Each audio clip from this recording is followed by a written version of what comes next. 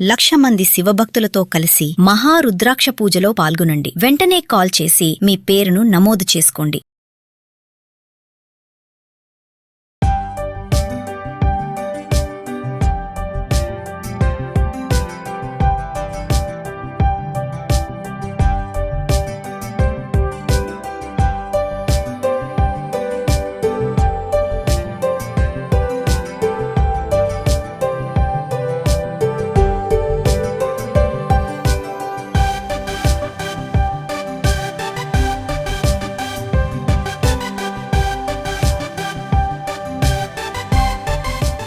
Welcome to mom's kitchen. మామిడికాయతో ఊరగాయలు 3 రకాలు చూసాం ఆల్రెడీ తోటలో. ఆవకాయ, ముక్కల పచ్చడి, తర్వాత గుజ్జు పచ్చడి. అయితే ఇంకా చిన్న చిన్న వెరైటీస్ చాలా చేసుకోవచ్చు. ఇందులో బాగా సూపర్ వెరైటీ ఏంటంటే మాగాయ. అది కొంచెం టైం టేకింగ్ కాబట్టి మెల్లిగా చూద్దాం. ఇప్పుడు లేటెస్ట్ విషయం ఏంటంటే బాగా పురాతనమైన పద్ధతి. కొన్ని తక్కువ ప్రాంతాల్లోనే చేసుకుంటారు. ఎక్కువ నిలవ ఉండదన్న అనుమానం కూడా ఉంటుంది. కానీ ఎక్సలెంట్ రుచిగా ఉంటుంది. ఎంత బాగుంటుందో.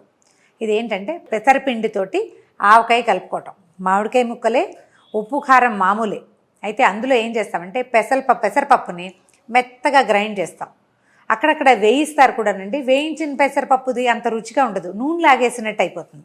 అలా కాకుండా పచ్చిదే పెసరపప్పుని, చాయ్ పెసరపప్పు చక్కగా శుభ్రంగా బాగు చేయటం, కొంచెం ఎండలో పోసుకోవటం, తర్వాత మిక్సీ జార్లో వేసి మెత్తగా గ్రైండ్ చేసేసుకోవటం. కారం కంటే కొంచెం ఎక్కువ పెసరపిండి వేసుకోవచ్చు కూడా, చాలా బాగుంటుంది. సాయంత్రం ఇవాళ కలిపామనుకోండి, రేపు పొద్దుటికే ఊరిపోతుంది.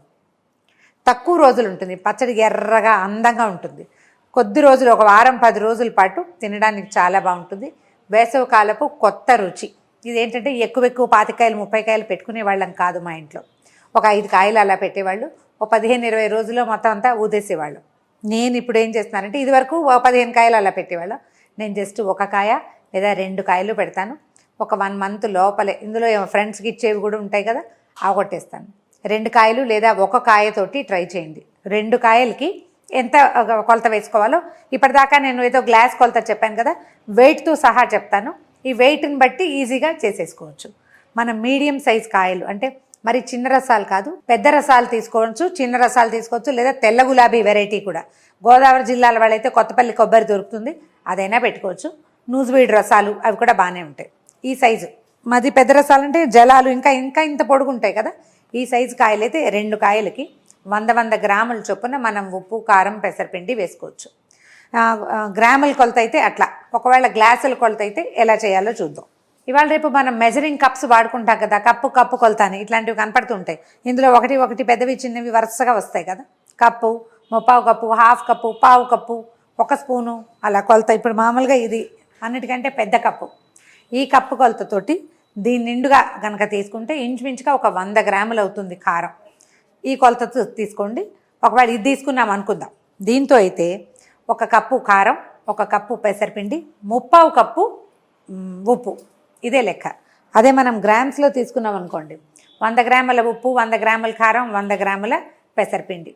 ఎందుకంటే ఉప్పు 100 గ్రాములు, కారం 100 గ్రాములు సమానమైన కొలత రావు మనం పాత్రలతో కొలిచేటప్పుడు. సో ఈ గ్రామ్స్ కొలతతోటి కనుక తీసుకుంటే మీకు చాలా కంఫర్టబుల్గా అయిపోతుంది. ఆవకాయ ముక్కలు తరుక్కున్నట్టుగానే ఇట్లా టెంక ఉండేలాగా తరుక్కోవాలి. కాయలు గట్టిగా, ముదురుగా, మంచి పీచున్న రకం, బాగా ఊటొచ్చే రకం చూసుకోవాలి. ఇప్పుడు కాయలో ఊట ఉందనుకోండి, మనం పోసిన పిండి సమంగా సరిపోతుంది. ఊట తక్కువ ఉంటే కనుక పిండి ఎక్కువగా అనిపిస్తుంది, పులుపు అవి సరిగ్గా దిగవు. ఊటగా ఉండే కాయలను చూసి చక్కగా మంచి రసాలు తీసుకోండి.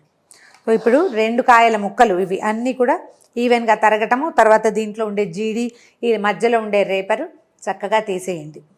ఓకే, చూద్దాం. అన్నీ కొలిచి పెట్టామండి. ఇది కనిపిస్తోంది కదా, 1/4 కప్పు పూర్తిగా లేదు ఇది ఉప్పు. తర్వాత 1 కప్పు కారం, 100 గ్రాముల కారం. పెసరపిండిని, పెసలని ఇలా పిండి చేశాను.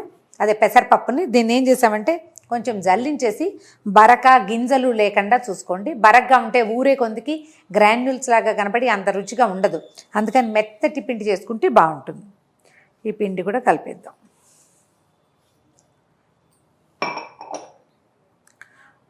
ఒక 1/2 స్పూను పసుపు. ఈ పనులు చేసేటప్పుడు ఎప్పుడు కూడా ముక్కల్లో ఏనాడు డైరెక్ట్గా పోసేయకూడదు. చక్కగా ముందు విడిగా కలుపుకోవాలి.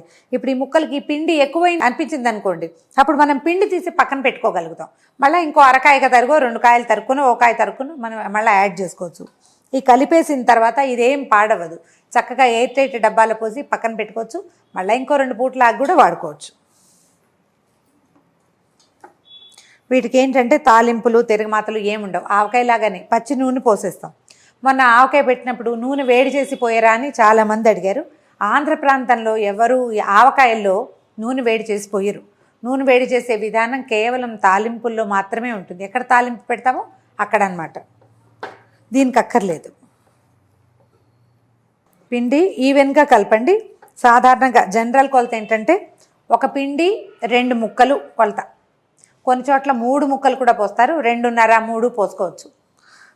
మా లెక్క అయితే అన్నిటికీ కూడా 2 ముక్కలు అయితే ఒక పిండి. ఇప్పుడు ఇది హాఫ్ గిన్నెడు ఉంది కదా, ఫుల్ గిన్నెడు ముక్కలు పోస్తే దీనికి సరిపోతుంది. ఇప్పుడు ఈ ముక్కలకి ఈ పిండి ఎక్కువ అనిపించింది అనుకోండి, కొంచెం పిండి తీసి పక్కన పెట్టుకుంటాం. ఉప్పు, కారము, పసుపు, మనం ఇందులో వేసిన పెసరపిండి ఈవెన్గా చక్కగా కలిసేలాగా గుచ్చెత్తేసేయాలి. ఎక్కడ పిండి మన ఉప్పు రాళ్ళు ఉండకూడదు, పిండి ముద్దలు ముద్దలుగా ఉండిపోకూడదు. ఈవెన్గా కలపండి. కొంచెం బరకపాటి జల్లెడితోటి జల్లించేస్తే కూడా చక్కగా కలిసిపోతుంది. దీన్ని ఏంటంటే ఆవకాయలలాగా 3వ రోజు నూనె పోసుకోకర్లేదు. మనం కలిపేటప్పుడే నూనె పోసేసి బాటిల్కి ఎత్తేసుకుంటే ఎల్లుండి పొద్దున, ఇవాళ కలిపాం కదా, రేపు ఎల్లుండి పొద్దున ఒకసారి మొత్తం రుచి చూసుకుని రేపు సాయంత్రం నుంచి వేసేసుకోవచ్చు. రుచి చూసుకొని అవసరమైతే కొంచెం ఉప్పు తగిలించాలి. ఎందుకంటే ఈ రోజుల్లో రాళ్ల ఉప్పులను కానీ మత్తటి ఉప్పును కానీ నమ్మలేకపోతాం. కొన్నిట్లలో ఉప్పు కారం ఎక్కువ ఉంటుంది, కొన్నిట్లలో తక్కువ ఉంటుంది. ఇప్పుడు ఈ ముక్కలకి పిండి కొంచెం ఎక్కువేమో అనిపిస్తుంది. మళ్ళీ కాస్త తీసి పక్కన పెడదాం. చూడండి,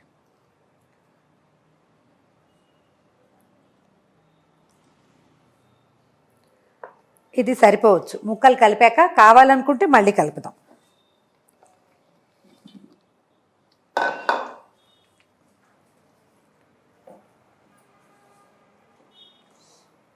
ఇంత పెద్ద ముక్కలు వద్దనుకునే వాళ్ళు చిన్న చిన్న ముక్కలు కొట్టించుకోవచ్చు. ఆవకాయ ముక్కల్లాగా ఉంటే బాగుంటుంది. ఇది చూడండి, దీంట్లో ఏంటంటే నూనె పోసేసరికి మనకి మొత్తం కలగలిసిపోయి కనిపిస్తుంది అన్నమాట.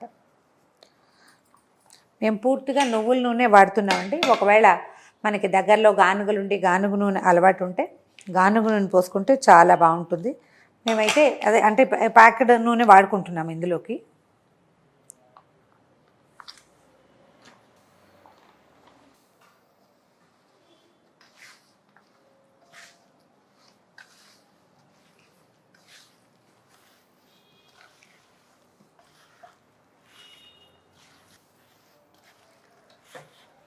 ఇట్లా సరిపడా నూనె పోసేసి కలిపేసేయాలి. ఇప్పుడు చూడండి, ముక్కలు ఇది కలిపి ఎంత బ్యూటిఫుల్గా కనపడుతుందో. ఇప్పుడు ఇలా ఉన్నది ఒక 5-6 గంటలు నానేసరికల్లా, అసలు రేపు పొద్దుటికల్లా ఇది ఇందులో నుంచి పల్చగా ఊట బయటకు వచ్చేస్తుంది. ఇప్పుడే ముట్టుకుంటుంటే ముక్కలు మెత్తగా చల్లగా తెలుస్తున్నాయి అన్నమాట, తడుస్తోంది లోపల నుంచి. ఉప్పు తగిలేసరికి వస్తుంది కదా. ఈ పెసరపిండి అంతా నాని ఎక్సలెంట్ రుచిగా ఉంటుంది. సాధారణ ఆవపిండిలో ఆవకాయలో వేసినట్టుగా ఇందులో మనం మెంతులు కానీ లేకపోతే మన శనగలు కానీ వేసుకోం.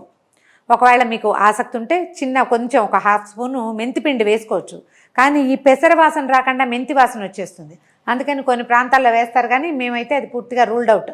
పూర్తిగా పెసరపిండితోటి ట్రై చేసి చూడండి. ఇది కొంచెం కొత్త రుచిగా తెలిసిన వాళ్ళు ట్రై చేయండి. ఆల్రెడీ తెలిసిన వాళ్ళు ఇందులో ఏదైనా చిన్న చిన్న మార్పులు మీరు చేసేటట్టయితే అవి కామెంట్స్ రూపంలో తెలియచేయండి. రెడీ అయిపోయింది. వేరే ఒక బౌల్లో పెట్టుకుందాం. ఏదైనా గ్లాస్ బౌల్లో జాడీలో స్టోర్ చేయండి. 1 పూట 2 పూటలు వీటి దీంట్లోనే వదిలేస్తే ఎల్లుండికి కొంచెం బాగా ఊరిపోతుంది కదా. అప్పుడు అవసరమైతే కొంచెం ఉప్పు అవసరమా లేకపోతే మరి కాస్త నూనె అవసరమా చూసి కలుపుకోవచ్చు. మొదటే సీసాల్లో వేసి మూత పెట్టేయద్దు, ఓ బౌల్లో వేసి అట్టు పెట్టండి. కొద్దిపాటి నూనె పైన పోస్తే ఇంకా కొంచెం బాగా ఊరిపోతుంది. ఇదిగోండి పాతకాలపు పచ్చడి పెసరావకాయ. 2 కాయలతోటి ఇంత పచ్చడి అయింది. మనం 1 కాయే ట్రై చేద్దామంటే నేను చెప్పిన కొలతల్లో 50-50-50 చేసేసుకోవటమే. 50 గ్రాములు ఉప్పు, 50 గ్రాముల కారం, 50 గ్రాముల పెసరపిండి, 1 చిటికెడు పసుపు వేసి కలిపేసి చూడండి. దీనికి ఆల్టుగెదర్ 1/4 లీటర్ నూనె మాత్రమే పడుతుంది, అంతకంటే పట్టదు. ట్రై చేసి చూడండి. ఈ రెసిపీ కనుక మీకు నచ్చినట్లయితే లైక్ చేయండి, షేర్ చేయండి. మరిన్ని ఇంట్రెస్టింగ్ రెసిపీస్ కోసం సుమన్ టీవీ మామ్స్ కిచెన్ని సబ్స్క్రైబ్ చేసుకోండి.